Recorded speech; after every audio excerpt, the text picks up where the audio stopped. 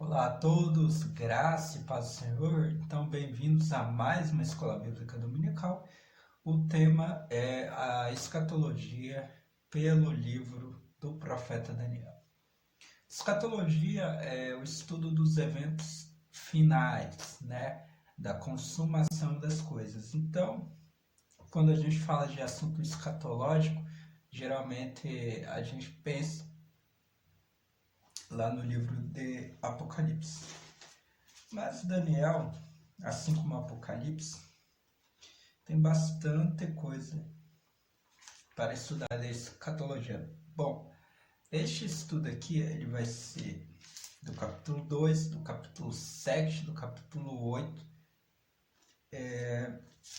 do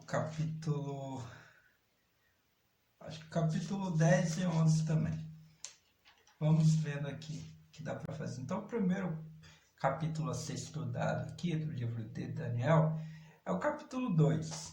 Fala do sonho que Nabucodonosor teve. E aí Nabucodonosor tem um sonho e Daniel interpreta o sonho. E aí Daniel, ele fala a partir do verso 31 aqui.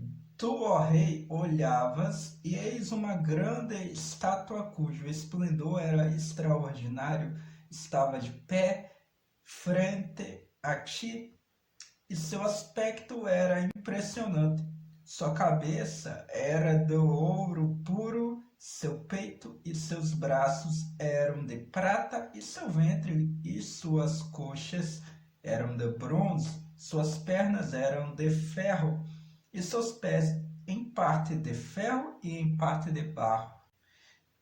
Depois viste isto, que uma pedra foi cortada sem intervenção de mãos, e golpeou a estátua em seus pés de ferro e de barro e os esmiuçou. Depois o ferro, o bronze, o barro, a prata e o ouro se esmiuçaram juntamente, os quais se tornaram como a palha das eiras no verão. E um vento forte os arrebatou, e não se achou lugar para eles. E a pedra que golpeara a estátua se converteu em um grande monte que encheu toda a terra. Este é o sonho. Agora direi a sua interpretação na presença do rei. Tu, ó rei, és um rei de reis. O Deus Altíssimo te deu um reino poderoso e honra, e qualquer local em que habitem os homens, as aves do céu e os animais do campo, ele o entregou em tuas mãos para que exerças domínio sobre todos eles. Tu és a cabeça de ouro. Então aqui nós vemos a Babilônia do Nabucodonosor como uma grande potência mundial, mas não é apenas uma grande potência mundial, aqui era uma ordem mundial, uma ordem que dominava todo o mundo antigo.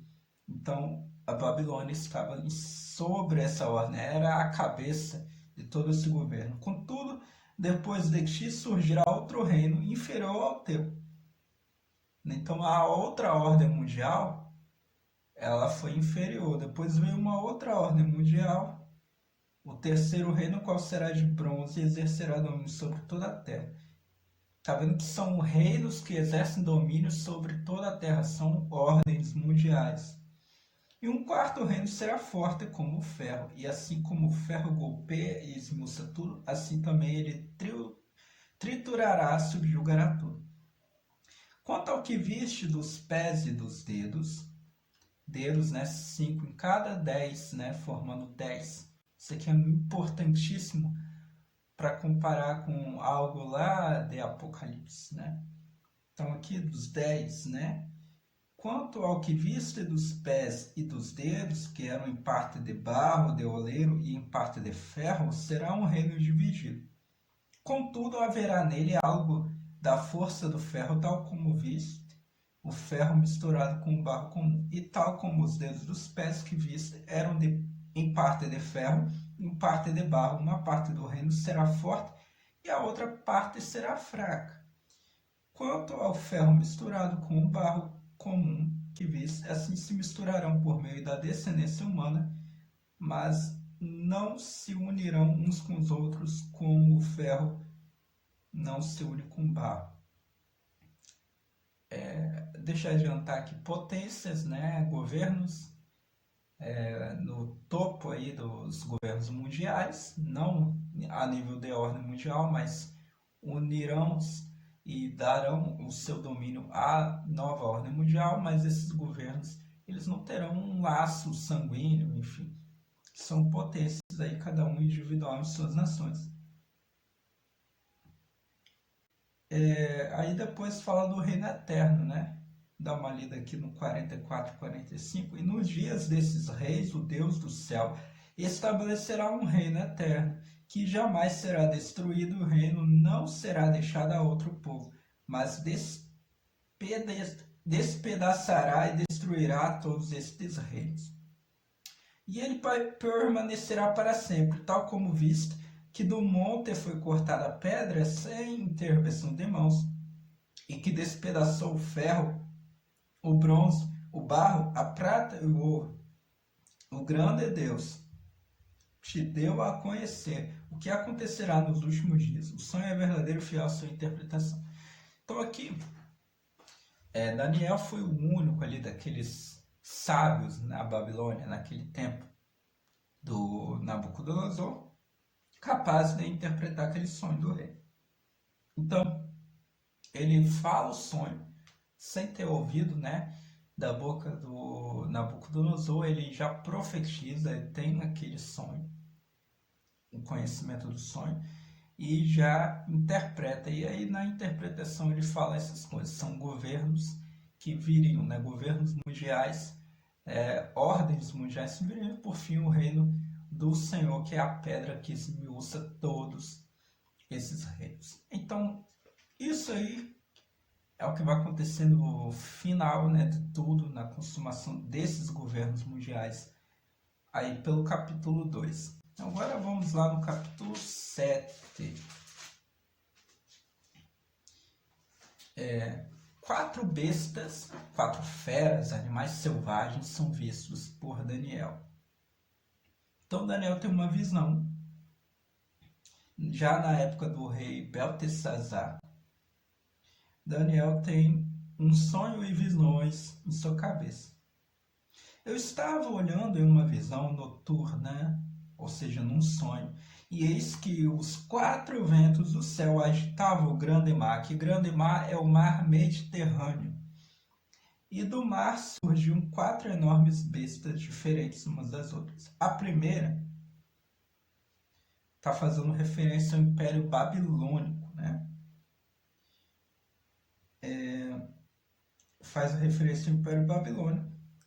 A primeira era como um leão e tinha asas de águia.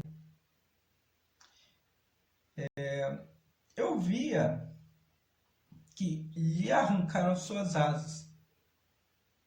Né, aqui fala da agilidade. Então ela perdeu, o Império Babilônico, né, a ordem mundial pela Babilônia, perdeu a agilidade e foi levantada do solo. Depois ficou erguida sobre suas patas como um homem, e um coração de homem lhe foi dado. O coração de homem, ele está falando do próprio Nabucodonosor, né? Na época lá ele ganha uma transformação de vida, né? Foi dado um coração de homem a ele. A referência está chamando aqui é lá para Apocalipse 13, mas não vou adentrar nisso daí não. Então, verso 5. A segunda besta era como um urso. Aqui é a besta que está se referindo ao Império Medo-Persa, que veio logo depois do Império Babilônico. Então, a ordem mundial pelos medos e persas. A segunda besta era como um urso, e ficou de um lado, e trazia 3 costelas na sua boca entre os seus dentes, e lhe disse assim: levanta-te, devore muita carne. Depois destes viu outra besta semelhante a um leopardo. Agora está falando da besta, que é aqui o Império Greco-Macedônio, né? O Império Macedônio, que é a ordem mundial grega que veio depois aí da Medo-Persa.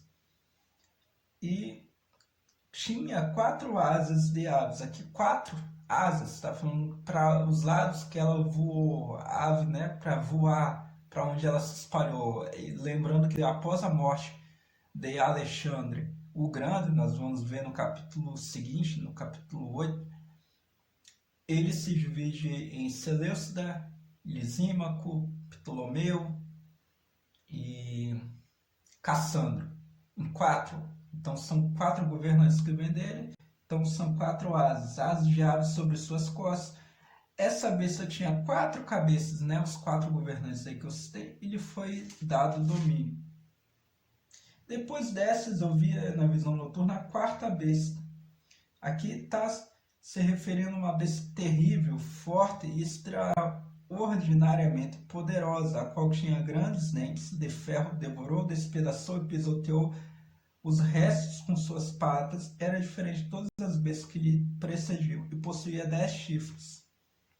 Alguns vão dizer que aqui está falando que é o Império Romano, mas eu discordo, já vou responder o porquê eu discordo.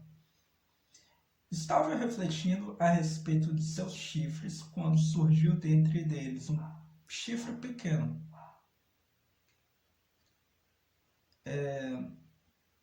E foram arrancados 3 dos primeiros chifres diante dele, e no chifre havia olhos semelhantes a olhos humanos, e sua boca falava arrogantemente.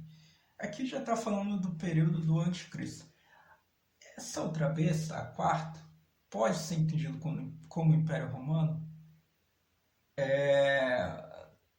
Sim e não. Não há uma transição como nos demais, né? Acabava um império, já outro erguia. Houve uma divisão, um espaço de tempo muito longo, do fim do Império Grego, né? Da dissolução, aí vem os 4 governantes, para o surgimento do Império Romano, que não depende desse Império Grego, né? A história ela vai mostrar isso.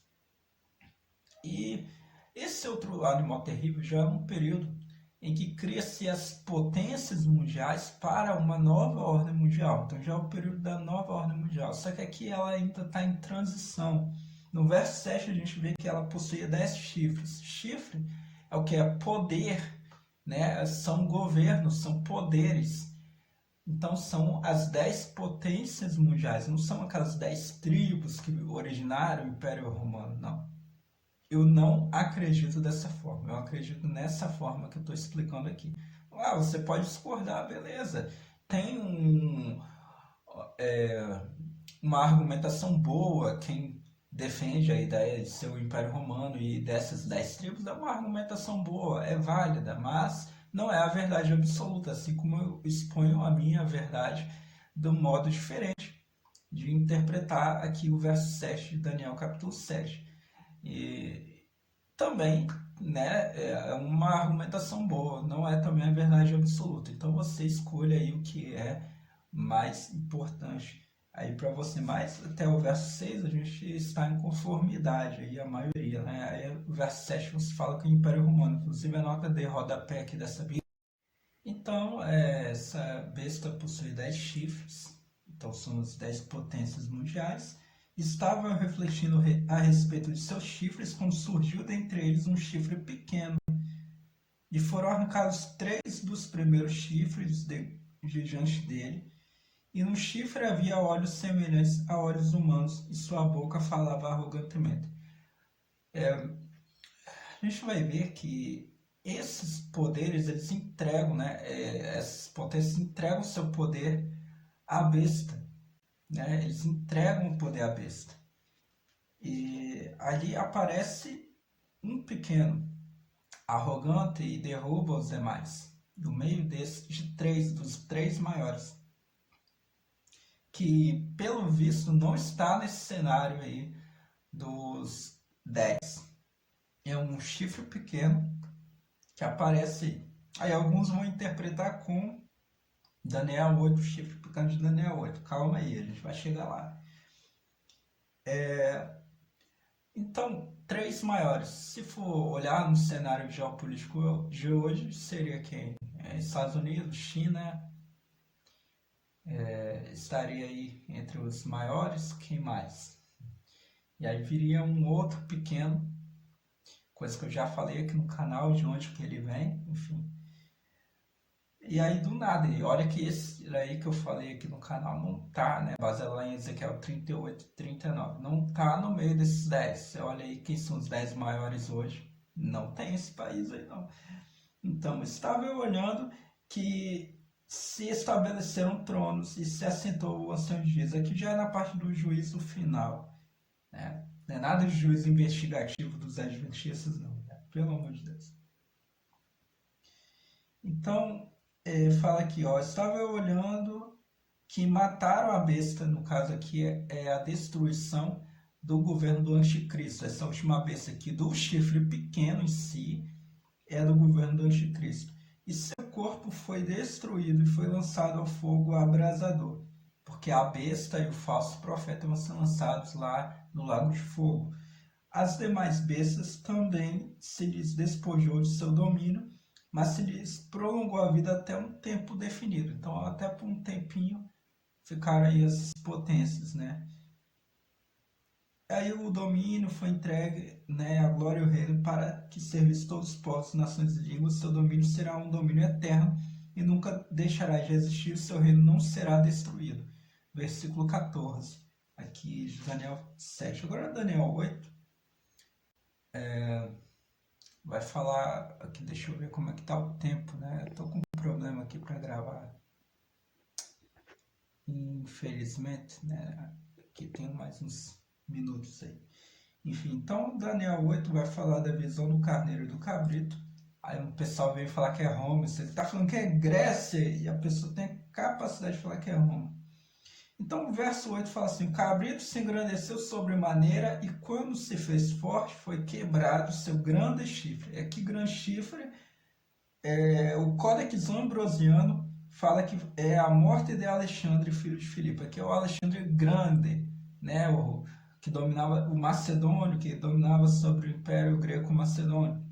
Então aqui está falando do Império Grego.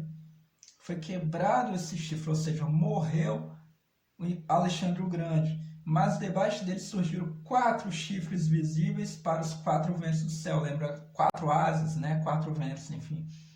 Lisímaco, Cassandro, Ptolomeu, Seleuco. Então eles foram aí governantes em diversas regiões. Aí o verso 11 vai... Não, verso 10 vai dizer isso. Não, verso 9. E de um deles surgiu um chifre pequeno. Aqui, Antíoco Epifânios, até certo ponto. Que cresceu muito para o sul e para o oriente e se engrandeceu até as hostes dos céus. Eles lançou por terra uma parte das hostes e uma parte das estrelas lhes pisoteou. Verso 10 não fez isso. O Antíoco Epifânios não fez isso. Quem vai fazer isso é o próprio Satanás encarnado, que é o anticristo. Ele que fez essa rebelião no céu e derrubou essas hostes aí do céu, poderes do céu. E chegou até o capitão das hostes e tirou o contínuo, ou sacrifício contínuo, né? Capitão dos poderes dos exércitos e tirou o sacrifício contínuo. Quem fez isso? Antíoco Epifânios foi lá e profanou o templo, aí depois foi lá os macabeus, enfim, e purificaram tudo. Beleza, mas quem é que faz isso aí no final? Tá lá em Mateus capítulo 24, da abominação desoladora. Vai falar da mesma coisa aqui, né? Detalhe, a profecia de duplo cumprimento, e o duplo cumprimento dela é que ela é mais complexa, né, e mais completa na segunda parte dela, do cumprimento dela. E destruiu a base do seu lugar santo. E lhe foi dado poder sobre o sacrifício contínuo por causa das culpas, não suportou o santuário e continuou adiante e prosperou. O que mais ele vai fazer? Seu poder será violento, verso 24, mas não por sua própria força. Satanás lá, né? Leia Apocalipse 17, verso 8. Aí você compara com 9, 11. E aí você vai entender isso aqui, não por sua própria força. Falsificará prodígios, está lá em Apocalipse capítulo 13. O falso profeta faz isso, deve ser em associação com essa primeira besta que é o anticristo. E está lá em 2 Tessalonicenses capítulo 2. Sinais enganosos, né? Inteligência artificial fazendo hologramas 7D, coisas mais, projeto Bluebeam e tudo mais, né? De engano mesmo, né? Para enganar até os escolhidos, se fosse possível. E seguirá adiante e destruirá os poderosos e o povo dos santos. Fará a guerra contra os santos. Não.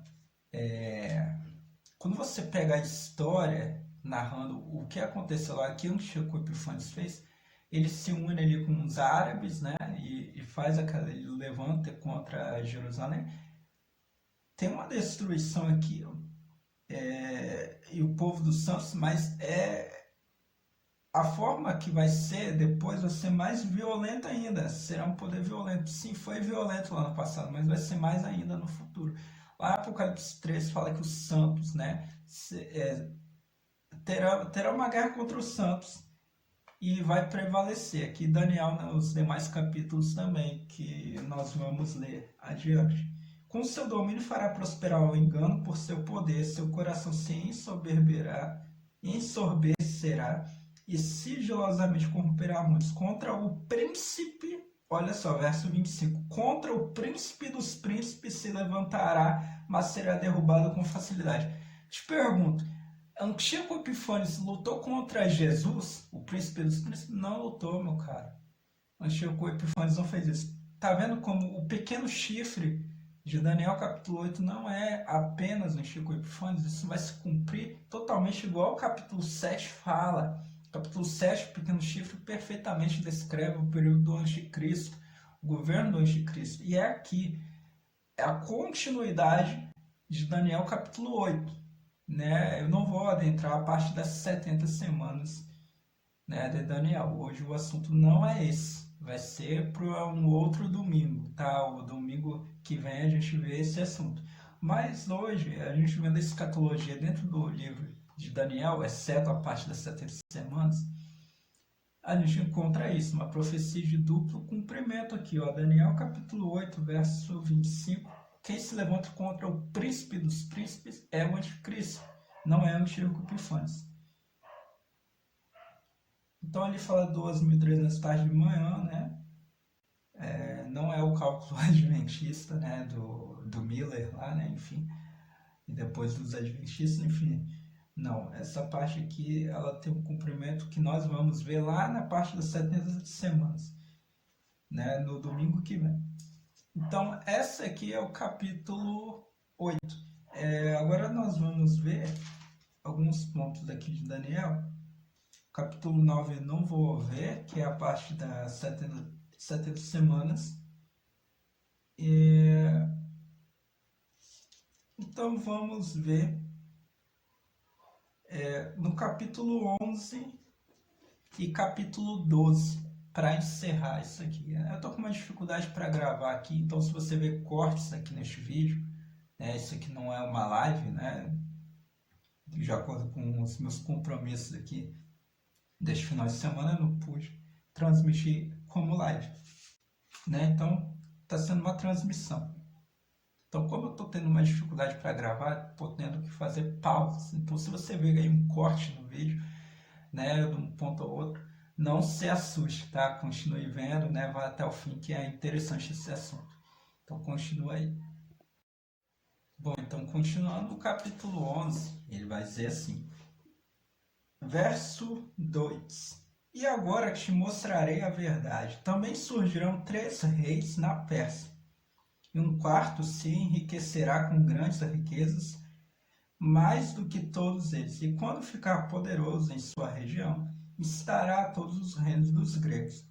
Surgirá então um rei poderoso, que governará com grande domínio e fará segundo seu próprio desejo. Mas quando ele surgir, seu reino será quebrado e disperso pelos 4 ventos do céu, mas não como se fosse seu fim, nem conforme seu domínio com o qual governou. Antes seu reinado será arrancado e não haverá outros além deles. Não haverá outros além deles. Historicamente, o Império Grego ele não veio do Império, o Império Romano não veio do Império Grego, né? Historicamente, tá um espaço muito grande após arrancar isso aqui, né? E se disperso pelos quatro ventos. Demorou um tempo, né? O Império Grego estava subdividido em quatro, aí depois de muito tempo veio o Império Romano. Então não tem ligação. O rei do sul e seus príncipes. Então por isso que aquele chifre pequeno que sai dele, né? O Daniel 8, detalhe aqui, um pequeno ele sai do meio dele. Mas debaixo surgiram quatro chifres e de um daqueles quatro chifres, sai um chifre pequeno, justamente um chifre Epifânes, que sai de um daqueles governos ali, de Seleucida, né? Dos Seleucidas, enfim. Então, sai um chifre pequeno dali. Não existe Império Romano. Tanto que naquela época eles estavam batalhando contra a República Romana. Não era Império Romano ainda, era a República de Roma, que estava batalhando contra esses gregos, né, dos quatro chifres ali. E é da onde sai o chifre pequeno também. Então o chifre pequeno não é Roma, não tem lógica. Então, o rei do sul e seus príncipes se fortalecerão e terão domínio sobre ele e governarão com um domínio maior. Então eles farão aliança com a filha do rei do sul e irá com o rei do norte para fazer entre eles. Mas ela não terá força devido ao medo que lhe sobrevirá e será entregue naquele tempo. Eles tiveram trazido suas servas e seus reforços. Enfim. Aí passando isso aqui, capítulo 11, né? Só que tem um finalzinho aqui que fala algo interessante. Fala que chegará à terra de Israel e muitos serão mortos, mas estes escaparão de seu poder. Edom e Moabe e o restante dos descendentes de Amon, está falando da Jordânia, né? Vai escapar. Também estenderá a sua mão contra outros países. Mesmo a terra do Egito não escapará de suas mãos, e conquistará as arcas dos tesouros e de ouro e de prata e todo o objeto desejado do Egito. E os da Líbia, Puta, Líbia, né? E os Cuxitas, né? Ou seja, do Sudão e da Etiópia, serão seus aliados. Quando eu fiz a leitura aqui de Ezequiel capítulo 38 e 39, eu mostrei de onde vem o anticristo. E se fosse na configuração geopolítica de hoje, quem seria? Então assista aqui no canal esse vídeo. É interessante. Os aliados lá são justamente esses. Puta, que é a Líbia, e Cuxa, que é a Etiópia, Eritreia, Sudão. Esses são os aliados desse país. E realmente, recentemente, ele fez aliança com esses países. É interessante demais, porque tudo bate, né? Quando a gente estuda a geopolítica atual, bate com as profecias bíblicas. Com todos os rumores do Oriente e do Norte, o precipitarão e sairá com grande fúria para devastar e matar muitos. Armará sua tenda em uma planície entre o mar e a montanha. Mar e a montanha, quando fala mar, aqui está se referindo ao Mediterrâneo. E quando fala montanha, está falando do Monte Sinai. Entre o mar e a montanha, entre a Arábia atual é o Egito, né? Porque pertencia à Arábia e pertenceu ao Egito, o Monte Sinai. Entre o mar e a montanha, então por ali vai se armar. Enfim. E guardará seu santuário e chegará o momento de seu fim e não haverá quem o auxilie. Bom, aqui parece que está falando do período do anticristo. Agora o capítulo 12 fala algo interessante que de escatologia. Naquele tempo se levantará Miguel, o arcanjo, como está lá 1 Tessalonicenses 4, com a voz do arcanjo, né, o arcanjo Miguel, que vela sobre os filhos do teu povo. Será tempo de aflição, né? A grande tribulação vai estar aí sobre todo mundo, o qual nunca houve aflição desde os dias da antiguidade. Naquele tempo alguns filhos de teu povo serão livres, todos aqueles que se acham inscritos no livro da vida. Então, aqui fala do período ali da grande tribulação, da perseguição do povo santo. E a guerra ao povo santo vai ser feita por esse governo do anticristo. Ele fala guerra contra os santos e prevalecerá. Então, é o que está falando aqui em Daniel, né, nas profecias. Né? E a gente entende que esse povo santo não é apenas os judeus, é também a igreja. Então a igreja vai aí passar por um período de grande tribulação, sofrendo por um período, né, na mão deles, mas vai ser salvo, né? Louvado seja Deus. Então aqui fala, né, que no verso 36, do capítulo 11, o rei fará conforme o seu próprio desejo contra todo o Deus, se ensoberbecerá. Verso 4 de 2 Tessalonicenses, capítulo 2, né? Levanta-se contra tudo que se chama de Deus, por isso que aqui é o anticristo. Com arrogância contra Deus dos deuses, e terá êxito até que a ira seja consumada, porque o que está determinado se cumprirá. Não atentará para o Deus de seus pais, nem ao amado das mulheres. A nenhum Deus reconhecerá antes se engrandecerá sobre tudo. Tem uma lei aí numa religião, se você quiser ver aí o porquê de onde ele vem, eu já falei aqui no canal, né? Apocalipse 9:11 fala que é Shari, o mesmo equivalente a Apolion ou Abaddon. Sharia, uma lei que é severa, uma lei que é severa contra as mulheres, né? Então ele não é que ele vai ser gay, não, aqui está falando que ele não vai ter